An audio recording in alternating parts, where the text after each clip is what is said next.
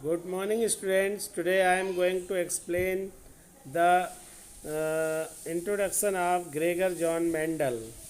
Student Mendel was born in small village of Hagendorf in Austria in a poor peasant family in July 20, 1822. During his childhood, he worked as gardener and received his school education mainly by his own effort. Student Mendel का जन्म 20 जुलाई 1822 में एक poor peasant family में हुआ था और उन्होंने अपने बचपन में ही गार्डनर के रूप में वर्क किया और अपने ही एफर्ट से स्कूल की एजुकेशन को प्राप्त किया।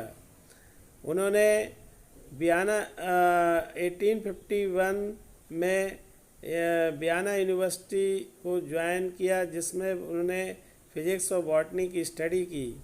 Letter he become a monk, बाद में वो एक मॉन्क बन गए, एक चर्च में मॉन्क बने और he was later made a head of Augustinian monastery at Brunn Austria, और बाद में वो ब्रून में अगस्टियन मोनेस्ट्री के एक हेड भी बने। स्टूडेंट आफ्टर दैट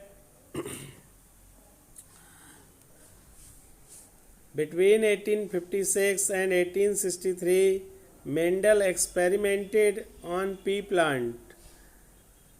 1856 से 1863 के बीच में मेंडल ने पी प्लांट पे बहुत सारे प्रयोग किए या एक्सपेरिमेंट किए एंड केप्ट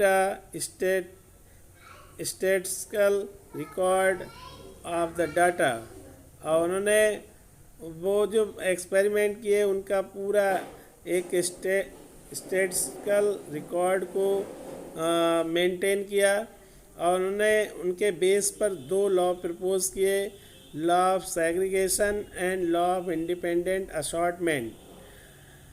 बाद में यही लॉ ऑफ इनहेरिटेंस के नाम से जाने जाते हैं। मेंडल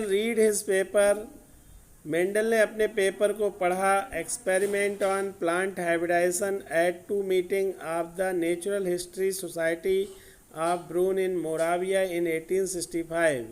मेंडल ने 1865 में जो natural history society of Brunn in Moravia में दो मीटिंगों में अपने पेपर्स को पढ़ा। His paper was published in 1866 in Proceeding of Natural History Society of Brunn। उनके पेपर को पब्लिश किया गया 1866 में और इन पेपर्स को proceeding of natural history society of Brunn ने पब्लिश कराया, but he was not given due importance, लेकिन उन्हें कोई इम्पोर्टेंस नहीं मिल पाया। Mendel died on 6 Jan 1884 from chronic nephritis. Student Mendel की मृत्यु 6 जैन 1884 को क्रोनिक नेफ्राइटिस की वजह से हुई। उनकी मृत्यु से पहले उन्हें ये नहीं पता लग पाया कि उन्होंने साइंस की एक नई ब्रांच जेनेटिक्स की स्थापना की है। बाद में 1900 में Mendel's result were rediscover, Mendel के रिजल्ट दोबारा से रीडिस्कवर हुए by the Hugo de Vries, Carl Correns and Erich von टेसरमार्क।